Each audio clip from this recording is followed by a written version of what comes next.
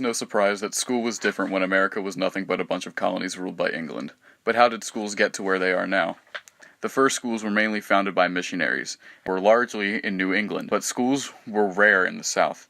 The first school ever built was the Boston Latin School, and is still around today. The first ever free-to-attend school was called the Mather School, and it also is still around today. As for curriculum, young children would read horn books, which were wooden paddles with pieces of paper attached. These papers would have the ABCs written on them, a lesson or a prayer. Older children read primers, which would be compared to today's textbooks. The New England primer was primer based out of Christian values and the basis for most learning, which meant that most learning was based around religion, and yes, the Bible was also studied. Other than religion, these schools taught the 3 R's, reading, writing, and arithmetic. For writing, they used quills and ink. For girls, they were often homeschooled in household tasks like sewing or cooking.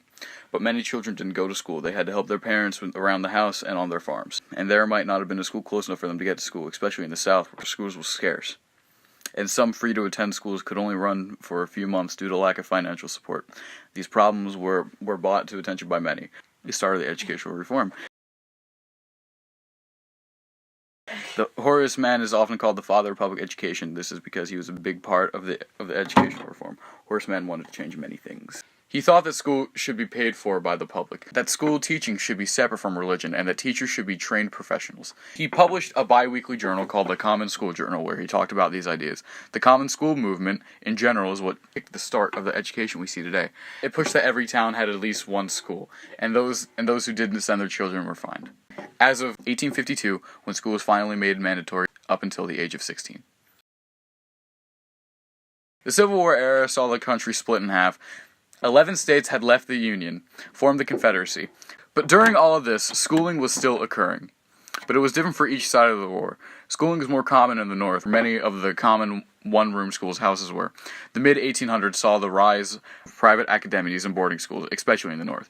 It is also around this time when schools became separated by grades. Up until now, all students had to be taught at once. African Americans had separate schools, which were always most underfunded and run down. Most African Americans in the North were free, but were still treated lesser. They would not be rightfully treated as equals until almost 100 years later. In the South, despite the common school movement, schools were still scarce. Many parents homeschooled their children on their plantations, teaching boys about business and girls about housekeeping.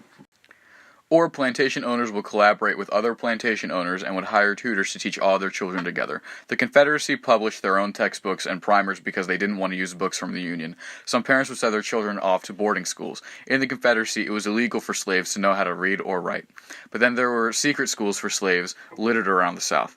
But if you were found running or attending one of these schools, the punishment would be severe. But once the war was over, slavery was completely abolished.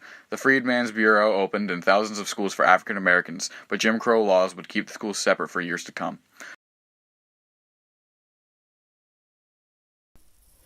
Horace Mann may have been the father of public education, but John Dewey was the father of progressive education.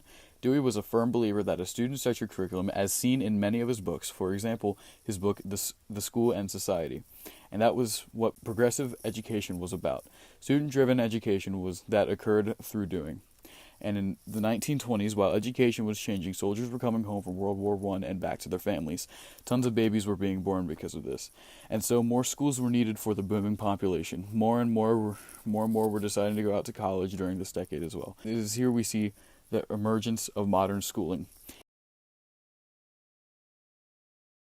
It may have been almost 100 years since slavery was abolished, but segregation was still very real and prevalent in American schools. Segregation wasn't just separations of African Americans from whites. It meant that African Americans often had things that are more broken, run down, and generally worse in quality than things that whites had. This included schools. Schools were often too small, so they'd have to build temporary classrooms. These classrooms would leak when it rained and were heated with wood stoves. Many African American children had extremely dangerous paths to school. They'd have to walk several blocks or walk over train tracks because they prohibited them from attending white schools near their houses. This child was Linda Carroll Brown, daughter of Oliver Brown. He was worried about his daughter's commute and decided to rule her at Summer, school closest to them. But Summer was an all-white school, and he was denied. Brown was approached by the NAACP that summer and asked him to take part in a case. They were going to challenge the law, along with several other parents whose children had extremely long or dangerous commutes. The NAACP ended up filing a lawsuit. They had listed the plaintiff's name alphabetically, with Oliver Browse ending up at the top. This is how the case ended up being called Brown versus Board of Education. They lost and it sent the ball rolling. More trials occurred, and a student named Barbara Rose Johns led a student strike, where she'd follow her classmates to not take part in lessons, and they'd carry around signs protesting their school's condition.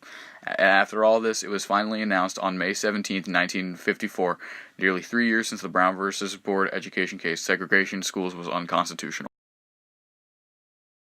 It seemed like school is done changing, but it's not. It was only in 1975 where the Education of All Handicapped Children Act, now known as the Individuals with Disabilities Education Act, was passed. This act makes sure that children with disabilities get the education that is right for them. This act has also been amended several times and since it has been passed, further changing the world of education. But I don't think I need to lecture you on modern education, as I think you know plenty about it. Well, the next time you feel sick at school, you can blame the missionaries in New England that pushed for schooling here in the first place. Thanks, guys.